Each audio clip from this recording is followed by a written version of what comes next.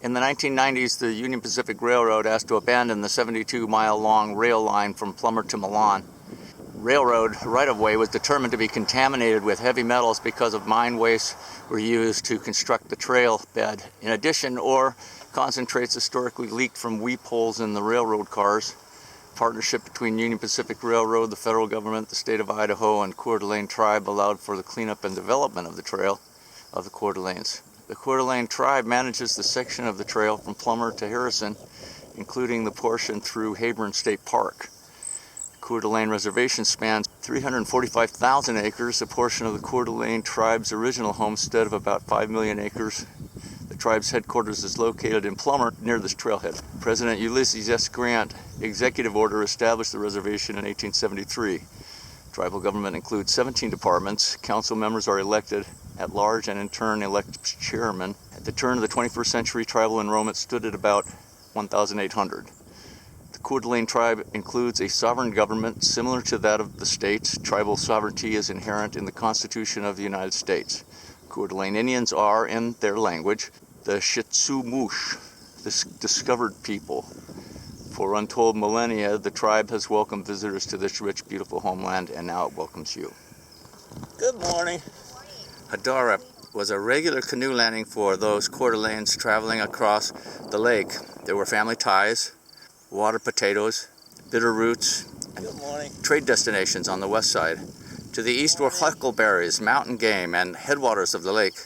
Everywhere there were places of uncommon beauty and spiritual power, and neighbors and relatives who shared a common language and homeland. Lake Coeur d'Alene steamboats, a bygone era. Imagine passing by the town of Harrison 100 years ago. You would have likely seen the Harrison, Georgie Oaks, Spokane, Queen, and Idaho steamboats ready to transport ore, lumber, or passengers to points across the lake.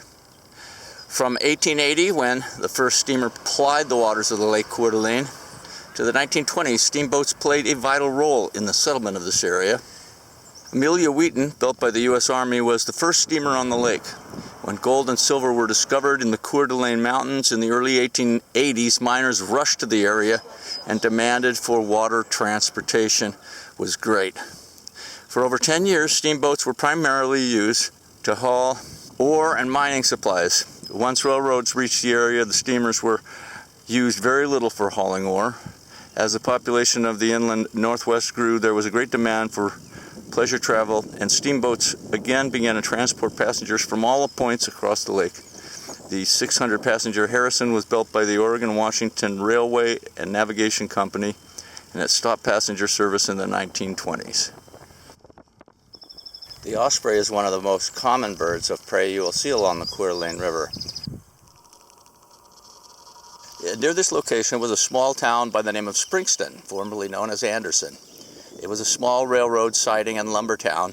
When it burned in 1907, a new mill was built. Operation under the lumber mill continued until 1964, when the mill was dismantled.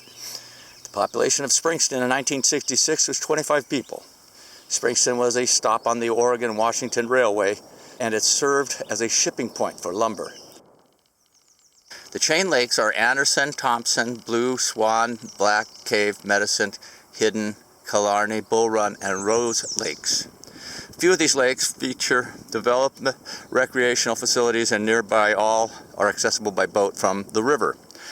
These lakes and corresponding wetlands are home to an abundance of wildlife: muskrat, otter, beaver, and mink, as well as osprey, great blue heron, and nesting bald eagles. These areas with migrating waterfowl and larger mammals like deer and moose. Over a century of mining in the Silver Valley has contaminated the Coeur d'Alene River, its floodplains and nearby lakes with high levels of heavy metals. Metals including arsenic, cadmium, lead, and zinc. These metals are toxic to plants, fish, and wildlife. There are over 19,000 acres of wetland in the Coeur d'Alene Basin. More than 90% of these wetlands have high levels of metals. Large numbers of waterfowl deaths have been recorded in the basin for decades. A wetland restoration project was completed in this area as part of the Superfund cleanup and restoration activities. This project, the first of its kind in the basin, was an important step in addressing basin ecological contamination. The goal was to create clean feeding habitat for waterfowl and wildlife. the U.S. EPA completed its cleanup activities. The U.S. Fish and Wildlife Service is part of the Restoration Partnership, and Ducks Unlimited conducted the wetland restoration. The restoration included controlling exotic plants, planting native vegetation, and managing water levels to restore wetland habitat. Nearly 400 acres of heavy wetlands were created, reducing waterfowl and wildlife exposures to heavy metals.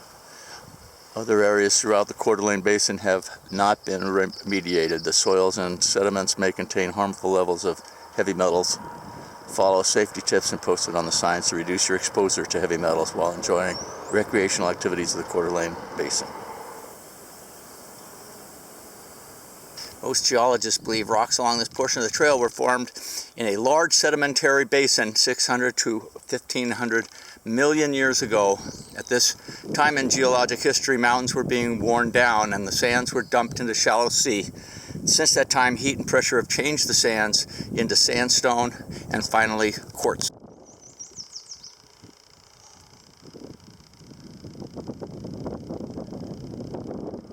The central impoundment area was the first tailings impoundment constructed in the mining district. Built in 1928, this 160-acre facility received waste products from the Bunker Hill mine and smelting complexes until the facility closed in 1981. The Trail of the Coeur d'Alenes is one of the most spectacular trails in the western United States. It was named one of the 25 top trails in the nation in 2010 by the Rails to Trails Conservancy.